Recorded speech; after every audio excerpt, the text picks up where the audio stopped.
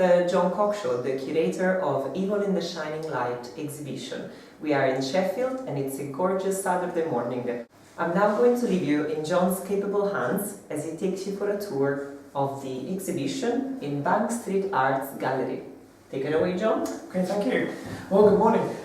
So, Evil in the Shining Light, it's an exhibition of 10 artists and writers. The idea was to create quite a conceptual, imaginative and quite a vibrant show, really. So it was all about locating artists that use various different techniques and media when working.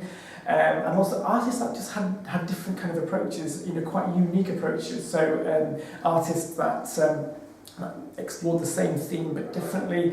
And as well, the title, Evil in the Shining Light, it's really a starting point. It's a multifaceted title that is open to interpretation and really, when you start to think about it, it's really quite broad. And that kind of canvas allowed all the artists and writers involved to take it and explore it in whatever way they wanted.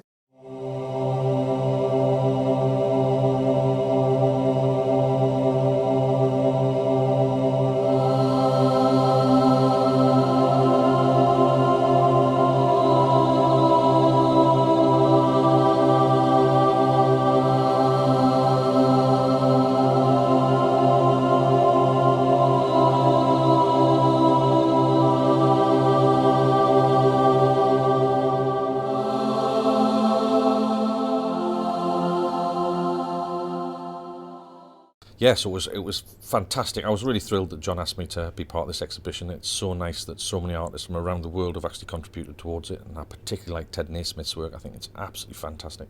The studio's been such a support. It's been very enjoyable. I love the way it's promoting Tolkien and his works. So no, I've had a great time. It's been really nice to meet the fans. I met John first about 4 years ago, and it became obvious pretty quickly on that we both had a shared interest in landscape and movement through landscape. We had this joint idea about almost like an archaeology of Middle Earth. If Middle Earth had actually existed, what would its remains look like today? And how would they be investigated by or recorded by archaeologists? Well, basically all these drawings started out as pencil on drawing film, as I would do them if I was working outside drawing a real place. I've used the same conventions as you would use with a real archaeological drawing. So the hashes basically show the direction of a slope, and the closer together the hashes are, the steeper the slope, and obviously the more widely spaced are, the more shallow it is. And you use that basically to effectively try and create an impression of 3 dimensions on a flat surface. Basically, this one's supposed to represent one sort of a quadrant basically, of the remains of the tower on Weathertop, with part of the path coming up to it at the side. And then Tolkien describes the path being lined with stones. And so what I thought it would be quite good to do was to maybe kind of imagine what one of these stones would look like if it was still standing. So I'd taken one of the stones and then I'd drawn an elevation of it.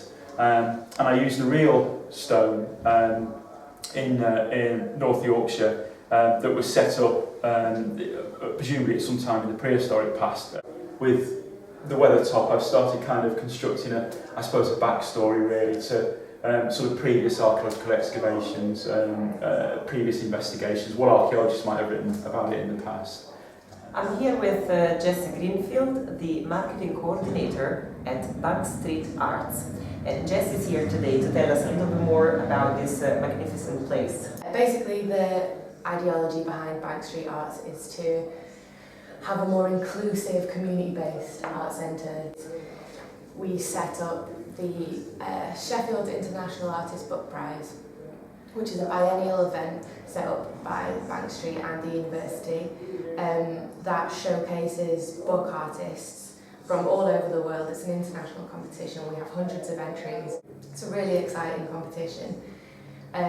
So that's the centre of our festival, which is called Opening Up the Book, which we're putting on at the moment, which focuses on book and literature related art. So the wonderful Evil in the Shining Light is part of the satellite exhibitions.